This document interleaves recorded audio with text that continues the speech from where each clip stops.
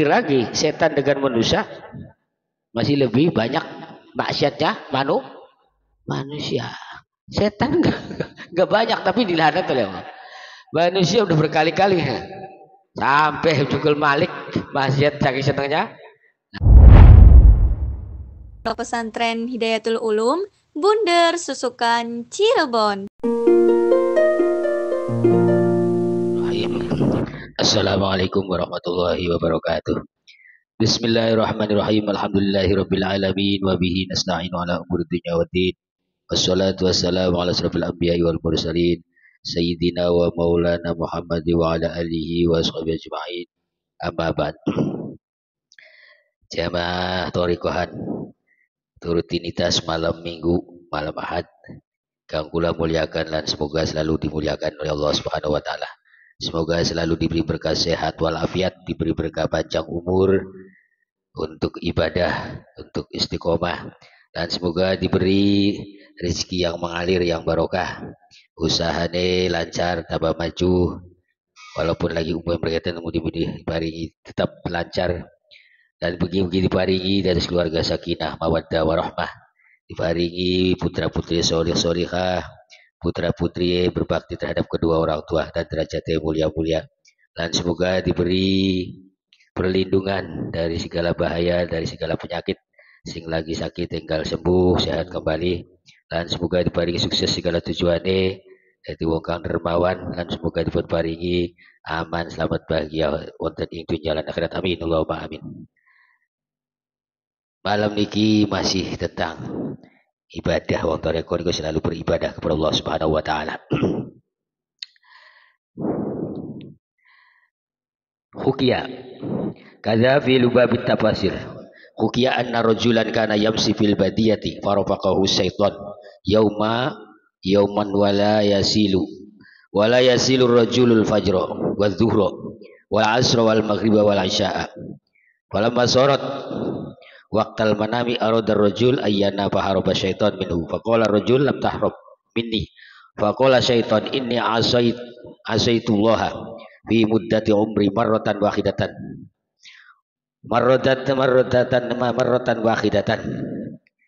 fakuntu mal'unan wa anta asaita fil yaumi khamsa marratin fa khuf minallahi ayyaghdaba alayka wa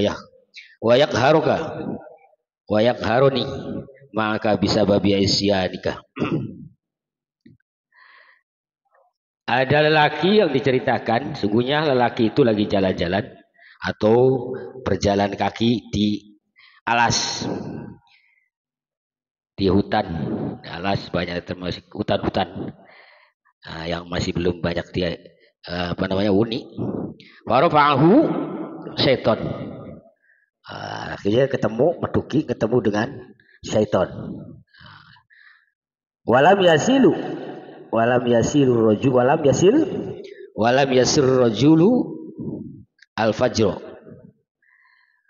Lelaki tersebut tidak melaksanakan walam yusallil rajulul fajr wal zuhra. Walam yusallil rajulul fajr wal zuhra. Wal asra wal maghrib wal isya. Lelaki tersebut yang jalan-jalan itu ke alas, ke hutan,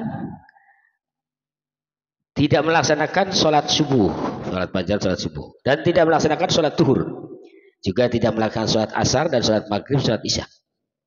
Falamma sholat, nah ini termasuk berbuat perintah Allah. Falamma soro waqtal manami arada rajulu ayyanama. Kemudian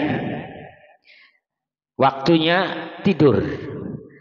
Sholat 5 waktu tidak dilaksanakan. Laki-laki tersebut yang ketemu dengan setan itu. Setan itu bisa nampak. Masih belum banyak orang itu setan ya biasa kayak gitu. Sama manusia itu bisa ngobrol. Ganggu terang-terangan ganggu nemenin di alasan, gak sekarang lagi, gak dulu lagi, sekarang pun bisa. Asal kita uzlah aja, bisa. Di gunung atau di alas yang tidak dihuni oleh orang, tidak dilewati orang, bisa kita. Arada rajul ayyanama. Nah, kemudian waktunya tidur Rajul mengharapkan tidur, setan enggak nemenin.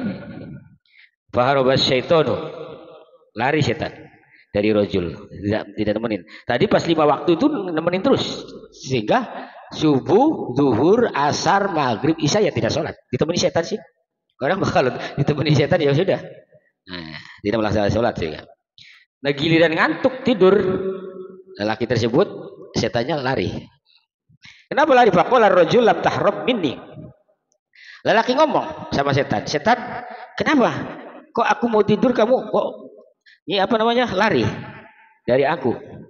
Lam tahrab minni. Faqala, jawab setan.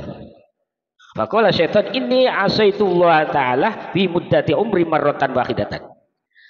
Kata setan, sesungguhnya aku itu berbuat maksiat kepada Allah itu cuma sekali.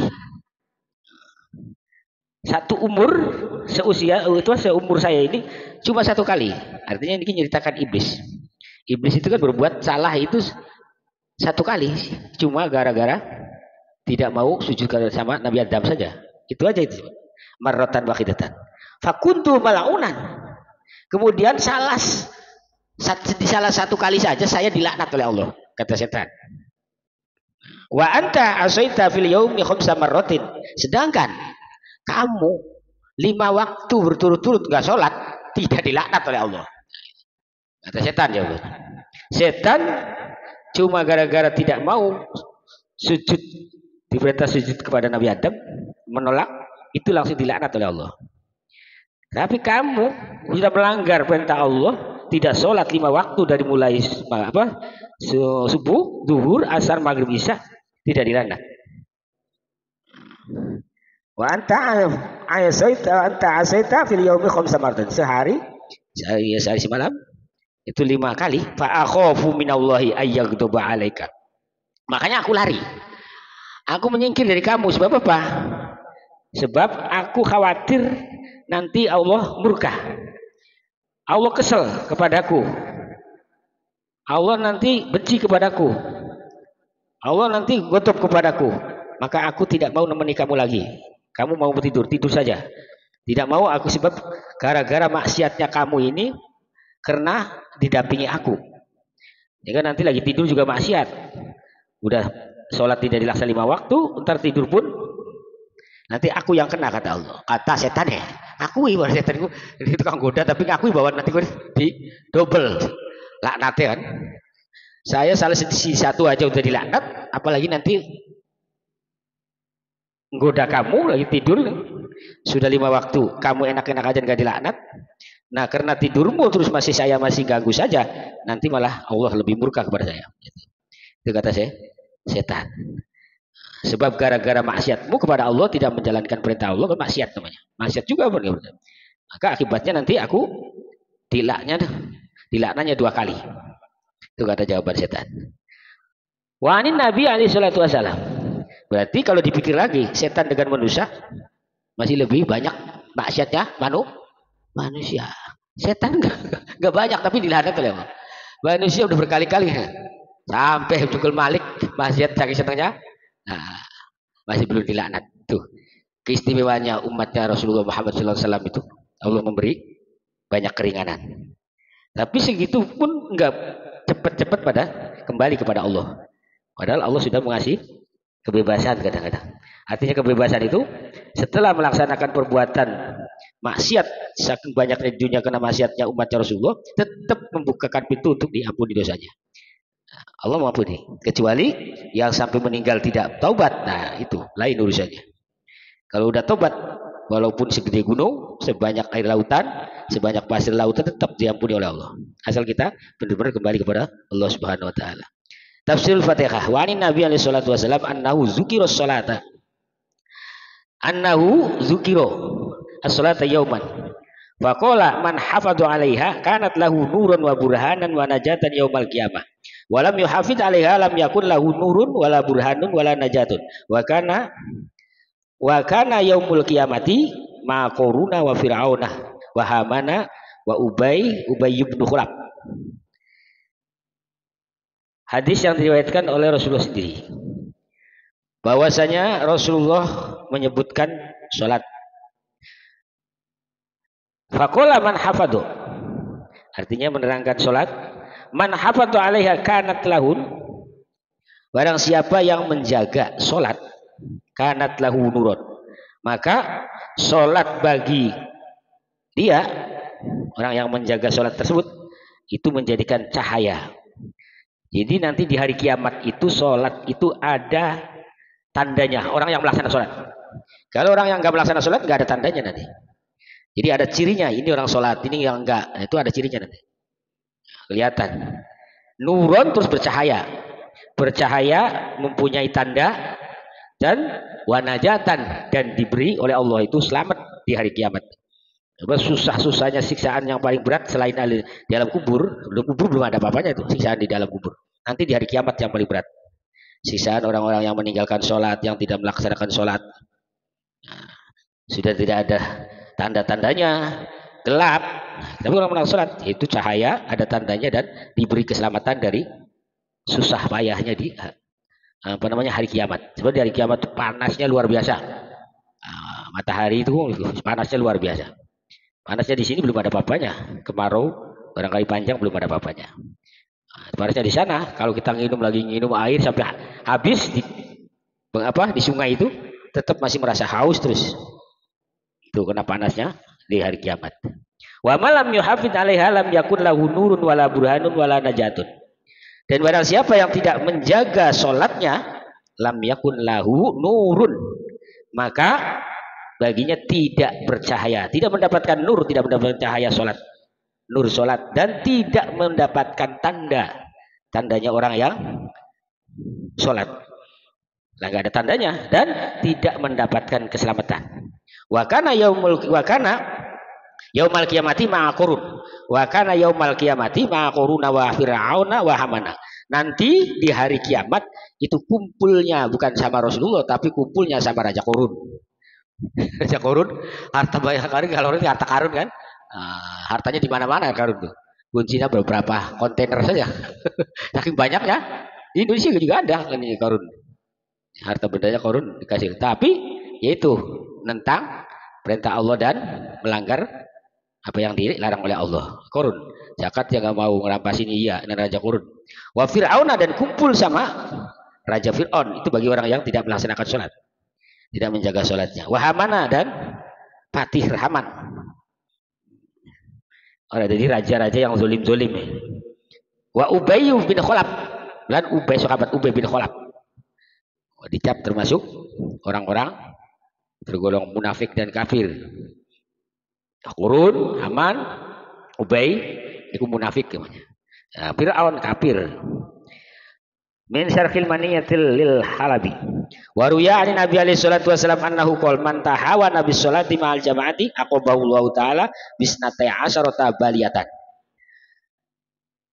Kata Rasulullah, hadis yang diriwayatkan oleh Rasulullah sendiri, kata Rasulullah sallallahu alaihi wasallam telah bersabda, barang siapa yang meremehkan sholat jamaah, meremehkan sholat berjamaah, aqabahu Allah taala bisnatai asrota baliyatan, maka Allah akan menyiksa, Allah akan menguji, Allah akan menghukumi dengan 12 ujian. Dengan diuji dengan 12 ujian atau cobaan. Salasun fid dunya wa salasun indal maut wa salasun fil qabri wa salasun yaumal qiyamah. 12. Yang 3 ujian di dunia, yang 3 lagi ujian ketika mau meninggal sakaratul maut, yang 3 lagi yaitu ujian di dalam kubur, yang 3 lagi ujian cobaan di hari kiamat. Jadi ada 12. Orang yang menyepelekan sholat jamaah, sholat tapi tidak jamaah, sholat melaksanakan tapi tidak berjamaah, menyepelekan, nggak usah jamaah, nggak berjamaah lagi ya, itu namanya menyepelekan. Kalau kita nggak sempat jamaah, ya yang penting jangan menyepelekan jamaah. Tapi sholat, tapi kita tidak menyepelekan, dan ini nggak tergolong. Kalau yang menyepelekan sholat jamaah, sholat tapi tidak jamaah berarti menyepelekan, dianggap ringan. Nah kata Rasulullah, itu Allah memberi ujian 12 ujian, yang 3 di dunia, yang 3 ketika sakaratul maut mau meninggal, yang 3 di alam kubur, yang 3 lagi dia hari kiamat, 12. Jadi orang yang meremehkan sholat jamaah. Nah sekarang pertama, amma salatul lati fid dunya fa'ula yarfa'ullahul barakata min kasbihi wa rizkihi. Pertama, yang 3 ujian di dalam dunia, orang yang meremehkan sholat jamaah. Yang pertama, yarfa'ullahul barakah. Allah mencabut atau menghilangkan barokah dalam pekerjaannya ataupun dalam kita mencari rizkinya. Dan rizkinya juga diambil oleh Allah berkahnya atau dicabut berkahnya. Jadi enggak berkah. Dapat banyak, habis lagi kan ada tempelnya. Nah, itu terus usahanya susah payah, kangelan. Ini karena menyepelekan sholat jamaah. Ini di dunia yang pertama. Jadi nyambut gawainya, usahanya ini dicabut berkahnya, rezekinya pun dicabut berkahnya. Ini yang menyepelekan sholat jamaah. Yang kedua, wasaniyatu minhu nurus solihin. Yang kedua, yunza'u minhu nurus solihin. Yaitu di dunianya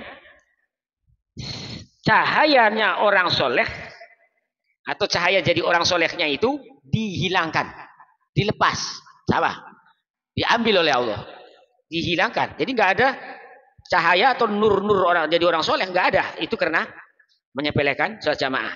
Makanya termasuk istimewanya orang jamaah sampai kita benar-benar menjaga sholat jamaahnya, entah dari imam atau dari makmum, itu tergolong jadi orang-orang yang soleh. Nah, berkahnya itu orang yang menjaga sholat jamaah.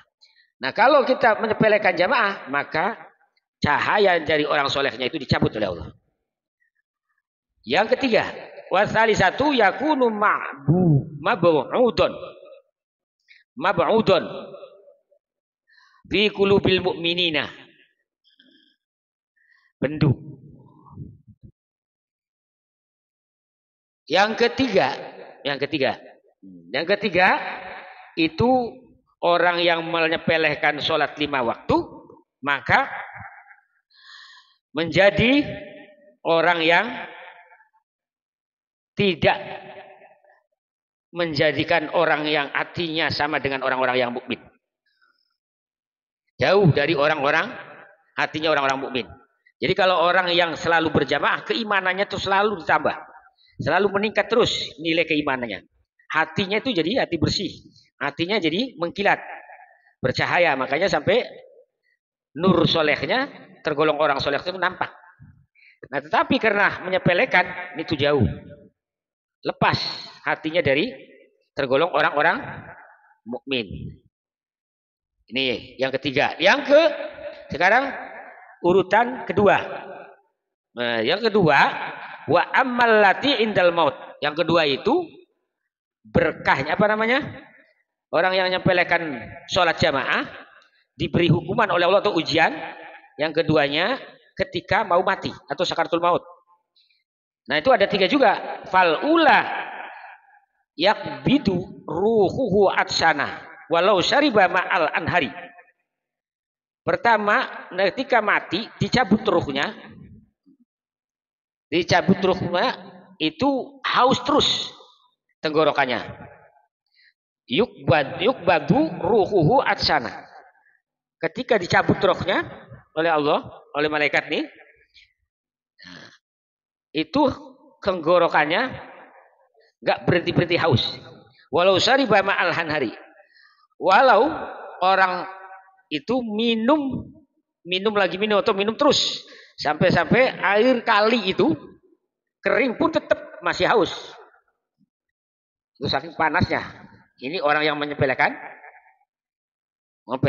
sholat jamaah. Yang kedua, wasaniyatu yastaddu alaihi naz'ur ruhihi. Yang kedua, nanti ditarik ruhnya itu keras nariknya itu, malaikat itu. Enggak pelan-pelan. Tapi kalau orang yang jamaahnya dijaga, itu sayang malaikat pun nariknya itu pelan-pelan. Mau berhenti lagi. Itu enggak, tarik aja seret kayak orang narik ini. Kalau orang yang nyepelekan sholat jamaah. Karena istimewa orang yang sholat jamaah itu. Walau syariba walau syariba ma'al anhar. Wa tsaniyatu yastaddu alaihi naz'uruhi. Yang kedua, yang ketiga tinggal. Wa tsalisatu yakhafu alaihi min zawalil imani. Nauzubillah ta'ala. Yang ketiga, ketika mau meninggal atau sakaratul maut itu khawatir imannya lepas.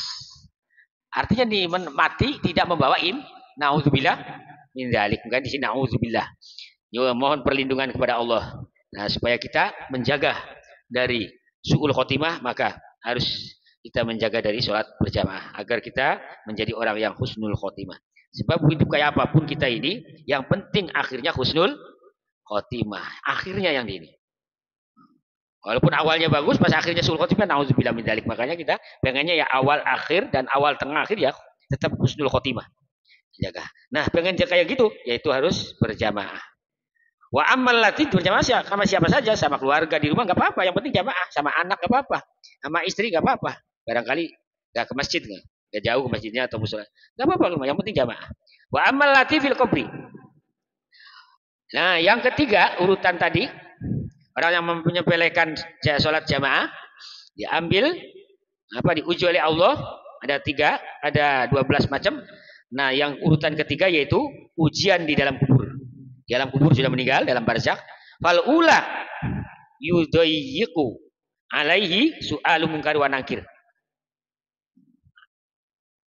Yang pertama, nanti Allah mempersulit pertanyaan itu disulit oleh malaikat munkar wa nakir. Pertanyaannya malaikat manakir sehingga nggak bisa jawab nanti. Merasa sulit, dirupakan, disulitakan gitu. Jadi orang bisa jawab nanti. Kalau udah nggak bisa jawab ya berarti digebuk oleh malaikat munkar wa nakir.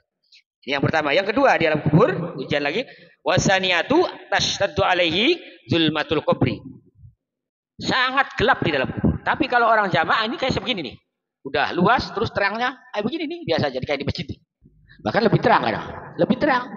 Tuh Allah Maha Kuasa segala-galanya. Di dalam kubur kan petang dedet kayak begitu tuh. Ini kalau orang yang suka jamaah nggak pernah tinggal, dia lebih terang daripada dia ada di masjid kayak begini. Dan luas kayak begini. Walaupun kan kecil, Allah yang memperluas. Itu. Bener atau tidak? Ya mati dulu kan gitu. Mati dulu. Kalau pengen tahu kan begitu. Kalau mau belinya nggak tahu. Ini apalagi ini kan dari Rasulullah yang bersabda kan Rasulullah kan tidak sok. Nah, kalau Rasulullah itu mau ya nyata semua. Makanya ada orang yang nggak kayak orang Wahabi, Muhammadiyah juga kadang-kadang yang lain-lain nggak percaya begitu tuh. Ya suruh mati dulu, nanti kalau udah mati baru. Oh iya ternyata benar kan gitu.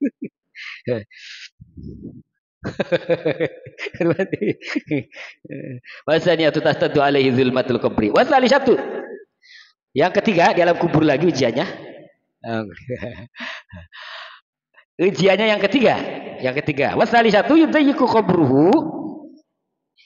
Yudayyaku qabruhu hatta tandamma adla'uhu. Yang ketiga, kuburannya itu disempitkan. Tapi kalau orang yang jamaahnya dijaga, nggak apa-apa, entah di rumah sama istri sama anak, walaupun nggak ke masjid sama jamaah. Tapi kalau nyempelekan jamaah di dalam kubur nanti, jangankan kayak begini nih, udah sempit begitu, lebih dipepet lagi, lebih sempit lagi. Itu orang yang menjalankan jamaah. Tapi kalau yang jamaahnya dijaga, baik di masjid atau di musola atau di rumah sama anak istri, udah kayak begini nih, kayak masjidnya belak. Kok bisa ukurannya segitu bisa gini? Iya, karena Allah yang kuasa. Dilebarkan. Kalau dikurangkan ya nggak ketemu, tapi Allah segala-galanya berkuasa. Walaupun disuruh banyak, kita tetap lebar begini. Jadi enak saja. Mau gelimpung sana, gelimpung sini, tenang aja. Nah itu. Bener atau tidak? Ya mati dulu kalau begitu. Kalau nggak percaya, mati dulu. Nah itu. Orang-orang Wahabi sih gitu nggak percaya, makanya suruh mati dulu baru nanti. Baru kerasa kan itu. Hatta tantau ma'adlau saya kepada pesat. Balungnya ini kalau dari pepet itu mati. Balungnya pada iga-iganya pada pesat. Wa amal lati fi yaumil qiyamah. Nah, yang tiga lagi, tadi kan 12. 3 di alam dunia cobaannya orang yang menyepelekan sholat jamaah. Kedua ketika sakaratul maut. Ketiga di alam kubur. Keempatnya nanti di hari kiamat. Fal ula yastaddu alaihi hisabuhu. Nanti perhitungan amal hisab, jadi perhitungan amal jeleknya itu lebih berat daripada amal Baik. Otomatis kalau jelek ya disiksa dulu. Sebelum kita dimasukkan ke neraka, disiksa dulu di hari kiamat. Ya tadi minum apa di hari kiamat itu? Nanti minum air sekali itu sampai habis pun masih haus saja. Saking panasnya. Hari kiamat lebih gimana? Wasaniyatu yang itu alaihi rabbuhu. Yang kedua, nanti di hari kiamat Allah sangat-sangat benci dan sangat-sangat murka terhadap orang yang menyepelekan sholat jamaah. Yang ketiga terakhir, wasalisatu yu'aqibuhullahu bin nari na'udzubillahi ta'ala. Yang ketiga, di akhir kiamat Allah memberi siksaan terhadap orang yang menyepelekan sholat jamaah, dimasukkan ke dalam neraka, disiksa di dalam neraka, siksa terus, na'udzubillah min dzalik. Nah, maka dari itu kita jaga sholat jamaah entah di rumah atau di mana saja. Walaupun lagi sambil jalan, sambil mana-mana, tetap kita nyari musola, nyari jamaah. Kansul akhbar walidza qalu wala yurakhasu liman sami'al adzana fi ayat rokah fi ayat rukal jamaat fi ayat rukal jamaat fa innaha sunnatun muakkadatun ghayat takid bi khaisul lau tarakaha ahlun nahiyatin wajib qitaluhum tarakaha wahidun minhum bi ghairi uzmin yajib ta'zir wala taqbalu syahadatuhu wala tuqbalu syahadatu wa ya'zimul jiranu wal imamu wal muadzinu bisukuti anhu wa qalu ta'zir salatu aswat. Dikatakan sebagian ulama yang mengatakan wala yurakhasu liman sami'a al adzan fi ayatul jamaah, tidak ada kemurahan, tidak ada kebebasan, tidak ada rukhsah bagi orang yang mendengar suara azan terus tidak mau melaksanakan sholat jamaah. Ada azan tetap dagang saja, tetap di sawah saja, tetap main-main saja, tetap ngobrol saja, enggak langsung kita datangin masjid atau musola atau siap-siap ambil air wudhu jamaah dengan anak istri, enggak. Nah, di sini liman sami'a yang sudah mendengar terus itu tidak ada kemurahan, kata tidak ada kemurahan. Ini bukan hadis ini, tapi sebagian ulama. Kalau yang di atas tadi hadis Rasulullah. Sahih. Kalau ini termasuk untuk menguatkan dan memperjelas suara azan tapi tidak benar-benar melaksanakan jamaah, meninggalkan jamaah, tidak ada kemurahan. Harus kita dengar suara azan, ambil air wudhu, langsung ikut jamaah. Fa innaha sunnatun muakkadatun ghayat takid. Sebab sholat jamaah itu tergolong sunnah muakkad yang sangat dikuatkan sunnahnya.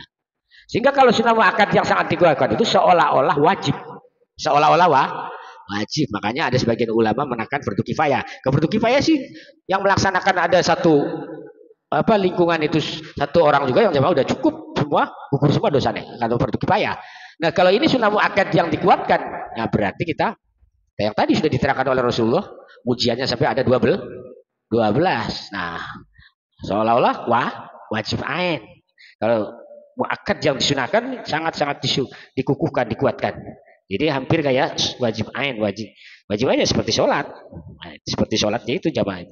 Tapi ya enggak segitunya gitu kan. Namun ada ujian yang berat kalau kita sepelekan. Yang penting kalau kita lagi enggak jamaah, jangan sekali-kali menyepelekan. Enggak jamaah juga enggak apa-apa, jangan. Nah, karena tergolong nanti kalau kita mengucapkan sama saja dengan menyepelekan. Ghayat takid bi haitsu law tarakah ahlun nahiyatin wajib qitaluhum bisilah. Sekiranya kalau ada orang yang baru masuk Islam dari perangan, terus orang kafir dengan orang Islam terus masuk Islam. Nah, baru masuk Islam ini orang yang begitu, yang dengan dengan italuhum bisilah, dengan peperangan dengan gaman-gaman, dengan perang, dengan pakai pisau, pakai pedang dan lain sebagainya. Di anna min sya'il Islam. Kenapa ahli nahiyah ini orang yang baru masuk Islam karena penjajahan itu terus kalah masuk Islam. Kan sekarang juga banyak lagi nih orang-orang Yahudi, orang-orang Kristen masuk Islam kan. Nah, orang Israel aja yang masuk Islam banyak nih di Palestina. Karena ngerasa udah kepepet begini kan, pada masuk Islam. Nah, yang model demikian ini itu tergolong dari syiarul Islam, meramaikan Islam, memasyhurkan Islam, memuliakan Islam. Nah, walau tarakaha wahidun minhum bi ghairi uzrin. Orang yang demikian ini yang baru masuk Islam dari tadi habis peperangan terus masuk Islam. Nah, kalah-kalahan. Nah, tidak boleh ada uzur. Artinya tidak boleh ada alasan untuk kita tidak boleh jamaah, tidak berjamaah, harus berjamaah. Nah, ini bagi orang yang tadi peperangan karena kalah terus masuk Islam. Nah, itu maka diwajibkan jika tidak boleh ada alasan begini begitu enggak. Nah, kalau dia enggak jamaah, wajib takzir, wajib di takzir, artinya diajar, diberi pelajaran. Nah, karena dia baru dulu juga merangi orang Islam, sekarang udah kalah terus masuk Islam. Nah, itu ada keberatan untuk kita melaksanakan jamaah. Artinya harus melaksanakan jamaah. Tidak boleh tidak. Nggak boleh ada alasan. Jadi nanti kalau alasan-alasan, nah itu wajib di takzir, wajib takzir. Wala tuqbalu syahadatu, dan kalau dia tinggal jamaahnya tergolong syahadatnya dia itu tidak sah. Tidak diterima. Wala tuqbalu syahadatu. Karena tadi sudah merangi orang Islam, pas bilang sudah kalah, baru masuk Islam. Nah, setelah masuk Islam banyak alasan lagi soal jamaahnya, alasan begini. Ya nanti pura-pura masuk Islam jadinya kan. Baru buat ini aja karena udah kalah. Nah, itu diharuskan. Jamaahnya terus diharuskan. Karena itu tergolong orang yang baru masuk Islam dari peperangan begitu, itu termasuk syiarul Islam. Jadi diwajibkan. Nah, kalau nggak jamaah maka harus diberi pelajaran. Harus ditakzir. Dan kalau itu terus-terusan begitu, itu berarti wala tuqbalu syahadat. Taksinya dia itu masuk Islam berarti kacau, artinya itulah tidak diterima begitu syahadatnya kalau gitu. Wa ya'simul jiron wal imamu wal muadzinu bisukuti anhu. Terus kalau ada tetangga tahu dia itu enggak jamaah, orang yang baru masuk Islam yang dari perangan itu, dari penjajahan tadi. Imamnya tahu, orang yang azannya tahu, itu semua kena dosa. Dari tetangga yang tahu itu, terus imamnya tahu, muadzinnya tahu, diam-diam saja, nggak ngatur saja, itu dikenakan bisukuti, dikenakan dosa. Wa ya'timul jiron wal imamu wal muadzinu bisukuti anu, diam. Dari tetangga, dari imamnya, muadzina ya, yang azanin, nggak ngajak-ngajak. Nah, itu kena dosa. Wa aqulu ta'ziri salatu aswat. Apa hukumannya bagi yang tadi masuk Islam tadi dari penjajahan itu kayak Israel, Bapak. Nah, terus kalah Israel nanti di sama Palestina karena dibantu oleh Irak iya, Iran iya, Pakistan iya, Yaman iya, Lebanon iya. Nah, curang-curang kan? Tapi masih egonya masih tinggi aja kayak gitu. Nah, sekarang udah banyak masuk Islam kan? Tentaranya juga masuk Islam, udah payah-payahan, udah ribuan yang meninggal. Nah, itu kalau mau ditakzir yang masuk Islam itu 3 pecutan. Belajarnya dipecut sampai 3 kali. Karena jangan-jangan nanti cuma ini aja formalitas aja kan gitu. Makanya ditakzir. Wa saqala sahibul khulasatil fatawi. Imam yang mempunyai kitab Khulasatul Fatawi mengatakan sami'tu min siqati ta'ziri bi akhdil mali idaru al-qadi awil wali jaza. Nah, ada dalam kitab Fatawi mengatakan takzirannya bukan dipecut, tapi diambil hartanya. Nah, iya, di asetnya perampasan. Jadi asetnya diambil. Nah, emang itu yang namanya banda fe. Banda fe kan begitu. Jadi rampasan dari tadi orang-orang perang skala jadi dirampas. Nanti dimanfaatkan untuk perjuangan Islam. Meningkat Islam. Jadi ini juga sama nih. Jadi bagi Qadi pemerintah semua wali ya pemerintahnya ya harus boleh merampas hartanya. Wa min jumlati dzalik rajulun la yahdurul jama'ata yajuzu ta'ziruhu bi akhdil mali. Terus sebagiannya ada lagi yaitu lelaki yang tidak mau jamaah tapi dari mu'alaf juga itu tadi. Habis perangan kalah masuk Islam maka boleh hukumannya yaitu diambil atau dirampas hartanya. Fa innahu aktsaru ta'siran fihi minad dorbi. Itu lebih banyak semacam begitu daripada dipukul atau dipecut. Masih banyak dia. Ya emang masih banyak diambil harta bendanya untuk si arutin. Buat mangga yang badai bertanya sih. PAM TV 21 channel, jangan lupa subscribe ya.